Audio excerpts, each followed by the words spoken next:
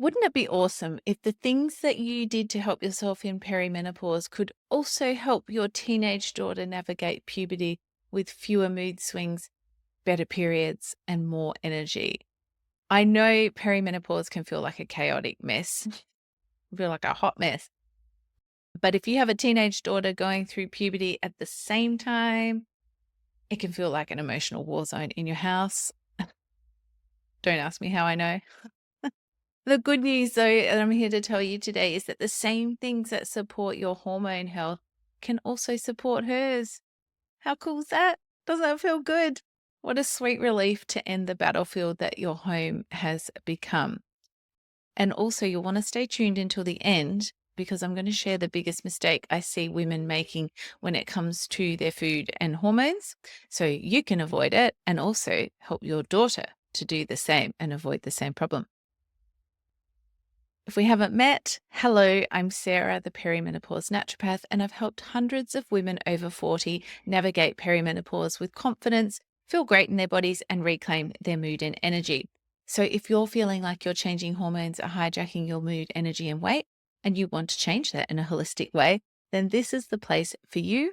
Because each episode I share what's happening in your body, why you're feeling the way you are, and how you can change that with actionable advice to help you move from chaos to calm and feel more comfortable in your body. Welcome, friend, to episode number 84 of Chaos to Calm. So exciting. So close to 100. And I still feel like I'm not running out of things to talk about. I was worried when I first started the podcast that would be the case. So today we're talking about how to support your hormones in perimenopause and your daughters in puberty, because it's a modern thing, isn't it? And like, I knew perimenopause had the potential to be rough when I was thinking about it, although it did start earlier than I thought it was going to. Maybe I wasn't quite as prepared for it as I would have otherwise. But what I wasn't prepared for, and I know a lot of you are not as well, is that chaos of going through perimenopause while your teenager, and especially your teenage daughter, is going through puberty, their own hormonal roller coaster. Like, at one point, our house, it was just a war zone. There was mood swings, tears, tantrums, broken sleep, all sorts of random emotional outbursts over things that didn't really make sense on reflection. And it wasn't just me. It wasn't just my teen either. One day she was in tears because nothing to wear. And the next I'd be all emotional because none of my clothes fit anymore. So I didn't have anything to wear. And I felt frustrated and annoyed because nothing was working to help me lose that weight that had come up. And while I understood academically what was happening in our bodies, and we tried to eat well, or just our general day-to-day diet is maybe as you'd imagine, maybe not, but is good. But, things like getting enough sleep or looking after ourselves, particularly I had teens, I also had a toddler. So that is tricky. There's a very high demand. We homeschool, all of those things. So there's a lot of demand, and getting enough sleep, looking after myself. In the thick of those things, it can be hard to maintain. I know that a lot of you struggle with the same, but it's also nearly impossible to take an objective view of yourself and what's going on. But when I did step back, I could see clearly, like, as I mentioned, our habits had slipped. What we were eating, how much sleep I was getting and my teens were getting, the stressors in our life, how we were handling them. It wasn't ideal. It wasn't working for our changing hormones. And like I said, this is a modern thing. Our mothers and grandmothers, they were not dealing with this. They had kids earlier. So by the time they hit perimenopause, their children were nearly adults, or they'd gone through puberty. But now more of us are having kids later, which means a modern day struggle. Perimenopause and puberty under the one roof. And the result is chaos. You've got two hormone ravaged brains in the one house, but only one of you gets the luxury of extra sleep and minimal responsibility. And spoiler, It's not you. I probably did not need to tell you. That was obvious. But the good news is that what works for your hormones in this phase of life, in perimenopause, on this roller coaster ride, also can be really helpful for hers. So today I'm going to walk you through the steps, the things you can do to support both your hormones and hers.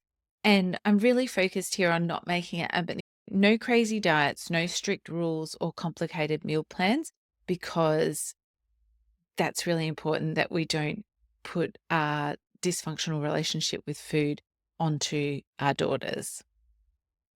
All right, let's get into the practical things that you can do to support both of you so your house can feel a little less like a hormonal war zone and much more peaceful. We've got 5 key areas to focus on that I'm going to talk about today. Don't worry.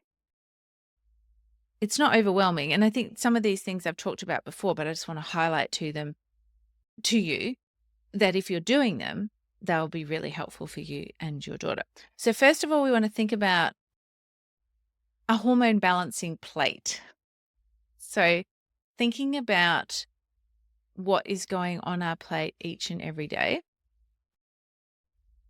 is really important, of course. And the way that we feed ourselves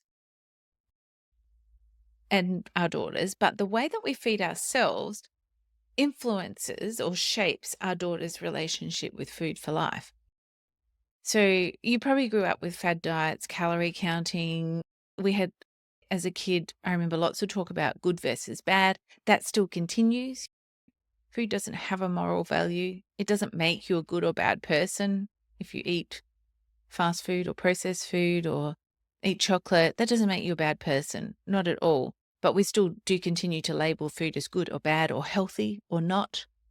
We put a lot of meaning into foods that it's not. And there's food, even the clean, like labeling something as clean versus not clean. There's a lot of subconscious messaging around food when we use words like that. And we've all grown up with that. We now have the opportunity to change that for our daughters and make it different for them and not put our stuff onto them. But it does take conscious thought and a lot of practice as well. So I think I touched on it in the last podcast, maybe the one before that episode as well, about thinking about or using age-appropriate language with our kids to describe the food or why we're choosing the foods that we are. You can talk about things like sugar and say that, for me, if I eat too much sugar, I feel jittery or razzed, or I get a bit of a headache, or I crash later. And so I might say to my kids, no, I don't really want that today because I don't want to feel that way later. But other times I'm like, sure, I'll have a lolly. I'll have some chocolate, no problem. Talking about food and the things that those foods can do for us and how they support us, I always think if we understand why someone wants us to do something or why we need to do something, it makes it so much easier to stick with it. And food is no different at all. In fact, more, I think you really need to understand why you're doing something, what the benefit is, to be able to continue to do it. So, our plate. That was a really long introduction to it. Our hormone balancing plate. At every meal, and I have talked about this before in the episode that I did on 4 foods that are always on my plate. The blog version is called the Perimenopause Diet. So I'll link to that in the show notes. But at each meal, you want to include some protein because it's essential for, it's like the building blocks for every cell in your body, but it's essential for your metabolism, your muscle, your mood, your brain function, to keep you from getting hangry, having cravings, all those things. Healthy fats to support your hormone production, your brain health, many other things. Phytoestrogens, I have a love affair with them. I talk about them a lot. Did a whole episode on phytoestrogens, which I'll also link to in the show notes. They're those natural plant compounds that really help balance our estrogen and help stop it from going too high or too low. Fiber. So we've got protein, fats, phytoestrogens, and fiber. Most of the sounds. I need to rework protein so it fits into that sound. Anyway, fiber, which is really vegetables, is what I'm talking about here, non-starchy veg. But also starchy veg do have room on your plate for sure, especially for teens. They really help feed our gut microbiome and support our digestion. They help us eliminate excess hormones or eliminate our hormones in a healthy way so that we don't end up with an excess of, say, estrogen. And they help stabilize our blood sugar in the same way that protein does as well. I did do a podcast episode on the estrogen roller coaster in recent times. I'm sorry, I don't remember exactly which number it is, but again, I'll link that to the show notes there as well, because I talked about how fiber and our gut is really important for detoxifying and eliminating excess hormones or our hormones. So we don't have an excess. When we have excess estrogen, that's when we get lots of those PMS, heavy periods, rage, irritation, impatience, all those sorts of things. All right, so that's what you want on your plate at every meal. Now let's talk about tip number 2, which is protein. I want to go a bit more in depth into it. I know it's talked about a lot and we all sort of know, oh, I need protein, but are we knowing how to look for it or what it is or how much? Maybe not. And do we know what it does for us? Maybe not. So protein is non-negotiable. You need to have it at every meal. If you have snacks, you need to have protein in that. And so it's really non-negotiable for your health overall, but particularly for balanced hormones, stable moods, and good consistent energy. And like when our kids have a meltdown or when we have a meltdown or we have a tantrum or we're really just angry and irritated and impatient, a lot of the time that can be around your blood sugar levels and being hangry and just not having the capacity to deal with life, our busy life. Everyone's busy. Our modern lifestyles are busy. We don't have the capacity for it because we're not having a consistent flow of energy. So protein is really important for us. And our teens, not getting enough protein can lead to them being hangry, tantrum, meltdown, irritation, snapping or being really angry with you, poor focus.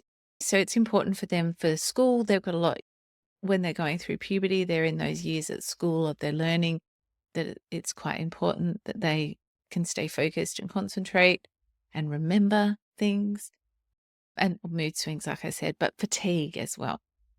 They can lack the energy and the motivation to do the things that they need to do. I mean, puberty, and the same in perimenopause, you actually do need a whole bunch more sleep and rest. So it's true they feel naturally tired. It's kind of preservation technique, I suppose, by their body so that their brain is being all fully rewired and there's a whole lot of other stuff going on. Their body just needs more rest or downtime. And so while you might think that they're being lazy, they're doing what their body needs, which is great. We should not ignore what our body wants from us.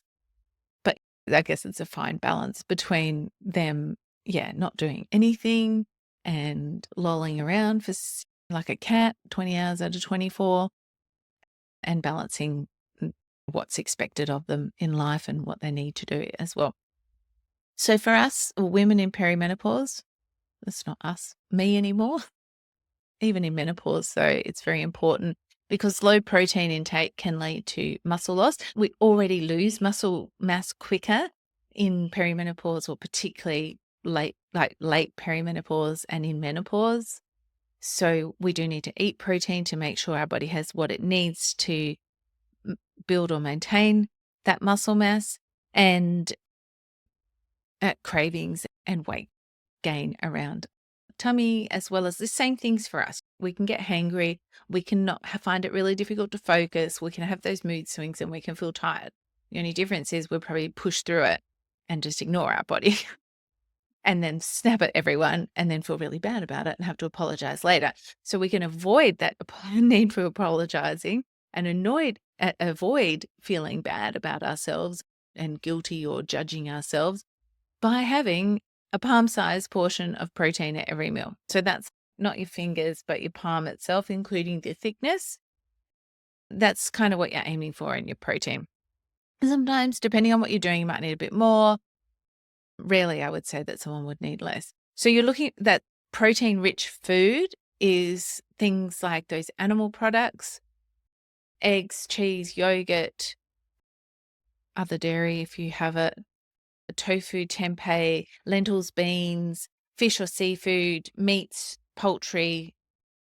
I don't think I've missed anything out. Mushrooms, you might find some sprouts can be protein foods for you there.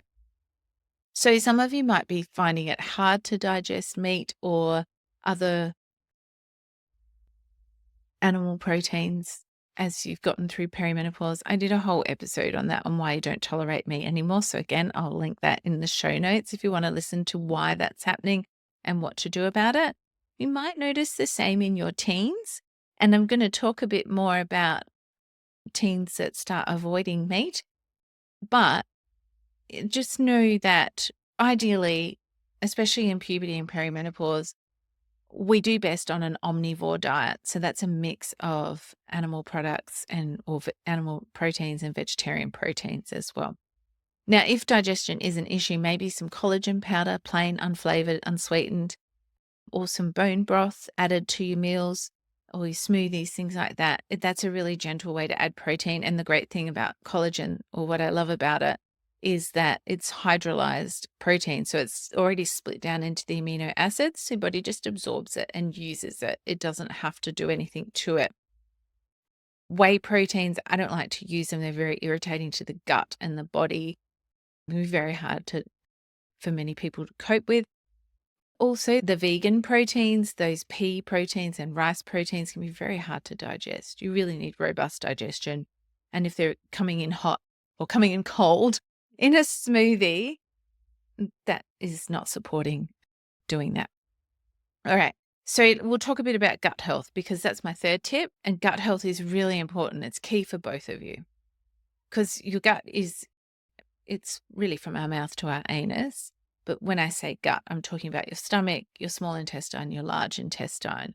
And it's more than just breaking down food and getting stuff out of it, putting it into the bloodstream. It's actually our body's main way of eliminating our hormones when we're done with them. And so if your digestion, your gut function is sluggish, you can tell that by maybe you're constipated, maybe you have reflux, maybe you don't feel hungry in the morning, or you feel full really quickly. There's lots of signs when your digestion and gut function is sluggish. But when that happens, estrogen doesn't get properly eliminated. Estrogen gets packaged up by your liver, sent to your bowels, your gut for elimination. If it sits there too long, like if your gut function is slow, then it gets reabsorbed. It gets the bond between what it's bound to gets broken. It gets reabsorbed back into your bloodstream. And that elevates your estrogen or creates an estrogen excess, which is, again, I talked about that in a recent episode. And that is where you get all of those symptoms like bloating, PMS, even acne, mood swings, and breast tenderness, all that sort of stuff as well. So some basic ways to support your gut health. If you have significant gut issues, I just suggest working with a practitioner. It's so much easier and more efficient and quicker, because otherwise what you'll find yourself doing is taking all these foods out and ending up on a very narrow range of foods. I have a lot of clients come to me in the Chaos to Calm method, my one-to-one program, with the personalized nutrition, because they've got chronic gut issues, because they've done something like FODMAPs and then they're stuck on it forever. And it was never designed for you to stick on that forever, because it actually ends up starving your microbiome. So it works against your gut health. Yeah, so they have a really narrow range of foods, which is sad. Like, it makes it difficult to eat out or enjoy life and do all those things. So supporting your gut health, you want to eat fiber-rich foods at every meal. So think this is your veggies. Like I was saying before, we want lots of veggies on our plate. An easy way to do that to support your gut health is to eat fibrous foods. Don't be a baby. Eat your vegetables. I don't care if you like them or not. You just need to eat them. And there's lots of ways to make them yummy. Don't overcook them to start with. And also use your fats and oils, salt, pepper, spices, herbs. Make them tasty. Veggies don't have to be dull at all. veggies are often rich in prebiotics, which helps support and optimize your environment in your gut for your microbiome. Then we have probiotic rich foods like sauerkraut, kimchi, kefir, yogurt, all these things with live cultures in them. So make sure you're buying them from the fridge section so they're actually alive, not from the shelf. Anything shelf stable has been heat treated. There's no live bacteria in that. So choose them from the fridge, small amounts at first, because otherwise you can blow your guts apart and it'd be very uncomfortable for you and everyone around you. Yeah, those probiotic rich foods, include some of those every day. And you want to stay hydrated too. So we also want to eat our fats. Like I was talking about fats, including them on your plate. And I've done a whole episode on that. I'll link to that in the show notes too, with some more direction on, what I'm talking about. But fat, when you eat fats and oils, it stimulates bile release in your intestines. And bile is nature's laxative, so it helps keep your bowels moving and keeps your gut healthy in that way. And if you're not tolerating fats and oils in the same way that you may not be tolerating meat, then that blog's going to be, or podcast episode's going to be really helpful for you to understand what you need to do about that. And of course, in managing our stress, when we're got too much stress or busyness, our cortisol levels rise, and that disrupts your gut function and your hormone balance, as well as any of those other things I've mentioned. Okay, so tip number 4, I want to talk about the vegan trap, perhaps vegetarian included in that too. But this is why this flows on from not tolerating meat or feeling like your digestion's not going well. Lots of teenage girls go vegetarian or vegan, and lots of perimenopausal women go vegetarian or vegan. But without proper planning, you're going to end up low in iron and calcium, and that's going to worsen your periods, make them heavier. Ironically, as our ferritin, as our iron stores decrease, we have heavier periods. We lose more iron. So we get stuck in that vicious cycle there of needing more iron, but losing more iron. So you're going to feel tired, have poor concentration, your mood, your motivation, everything's going to plummet there. While you might initially feel better being vegan or vegetarian, it's often about because you've bought more vegetables and things into your diet and removed a lot of the processed stuff. Although these days there are many processed vegan and vegetarian foods available in the store.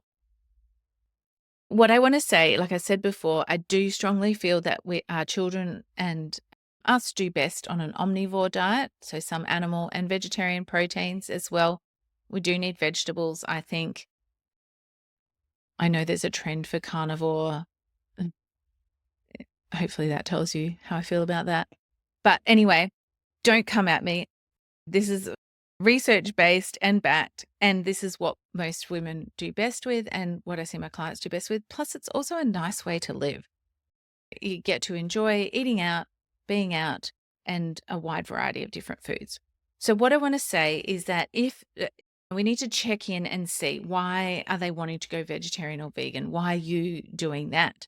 Is it because you feel like you're not tolerating meat anymore? Then I really want you to listen to that podcast episode and understand what's happening and what you can do about it. Is it moral or ethics? I totally understand that. I get that. I was vegetarian for a period of time myself.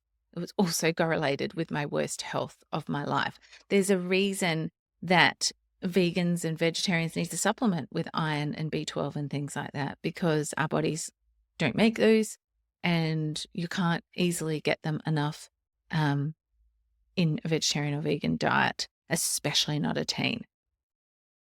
What I wanted to say is there's a wide variety of iron sources and calcium sources there as well. And certainly I agree, cow's milk is not necessarily the best place to get your calcium from, but there's lots of other things: sardines, tahini, almonds, dark leafy greens for your calcium.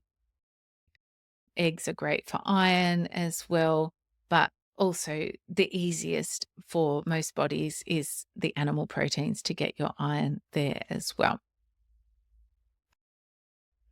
So yeah, if you're teen or you are having heavy periods and you're also feeling really tired and having trouble concentrating in that, you really need to have your iron levels checked, and not just hemoglobin, but your full iron studies, ferritin there too.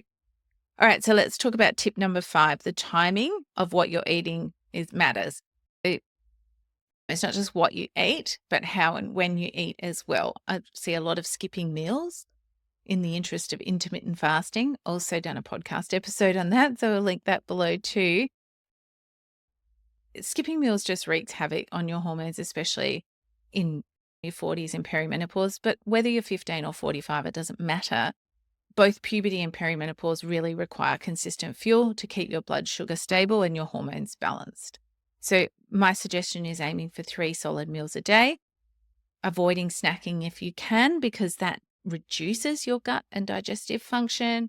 It actually messes with your microbiome, doesn't help it be the best that it can be. Just only snacking if you really need. If you're actually truly hungry and not just bored or emotionally eating or getting FOMO. So if you really are hungry, then sure, have a snack. Make sure that it's always balanced with protein, fat, and you can then don't just eat crackers as a snack. Don't just eat lollies or chocolate bars. That's not a snack. We want to have some protein and fat before we have those things. Yeah, and I always say breakfast, it really is important for us. It sets us up for the day. It doesn't have to be huge. It can just be a small thing. But use overnight oats or yogurt pots and things like that for your teens if they want to eat on the run, rather than reaching for a muesli bar or a protein bar, which they're so health washed and they're still full of crap and sugar. Okay, that's the end. We've made it. So yeah, I'd encourage you, if you want more guidance, more how do I put this into play every day? And then Perimeno Go is my sort of entry level program for you, lower cost. You still get access to me, and it's sort of tailored for women in perimenopause and menopause. And I'll teach you how to eat to balance not balance your hormones, because that's not what we're chasing in perimenopause, but I'll teach you how to eat without making it too complicated. And it's fine for your whole family to eat the same way you are. Yeah, if you want a sneaky code to get a discount off the full price, then send me a message on Instagram at the Perimenopause Naturopath and I'll hook you up with that. Otherwise, if you want something more personalized, that we do blood tests and we look deeper into what's going on for you, and a food plan that is in response to your blood tests and your health history, then the Chaos to Calm Method program that I run is for you.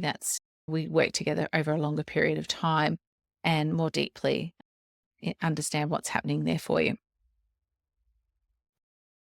Yeah, otherwise I'll pop all of those other episodes that I've mentioned today into the show notes for you. I hope you found it helpful. Please do make sure you're following the podcast, leave a review, and share it with another mum who might be navigating perimenopause and puberty at the same time. So thank you so much for joining me today. Until next time, keep transforming your perimenopause from chaos to calm.